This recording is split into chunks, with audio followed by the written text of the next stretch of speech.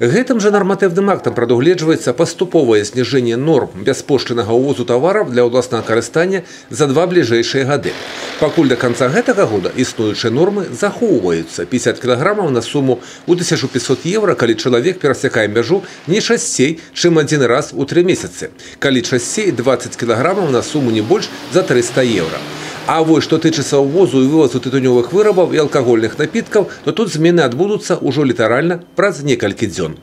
Из принципиальных изменений, предусмотренных решением, следует выделить не отнесение к товарам для личного пользования таких категорий товаров, как алкогольные напитки и пиво, ввозимые и вывозимые за пределы таможенной территории ЕС в количестве более 5 литров на одно физическое лицо, достигшее 18-летнего возраста, а также табак и табачные изделия, как ввозимые, так и вывозимые, в количестве более 200 сигарет или 50 сигар-сигарил, более 250 граммов табака или указанных изделий в ассортименте в количестве более 250 граммов. Также решение не будет относить к товарам для личного пользования двигателей внутреннего сгорания, любые за исключением подвесных лодочных моторов.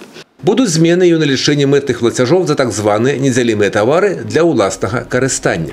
Меняется подход по обложению таможенными пошлинами налогами неделимого товара. Ранее таможенные пошлины и налоги уплачивались в виде совокупного таможенного платежа. С 29 марта таможенные пошлины и налоги в отношении неделимого товара будут уплачиваться по единой ставке.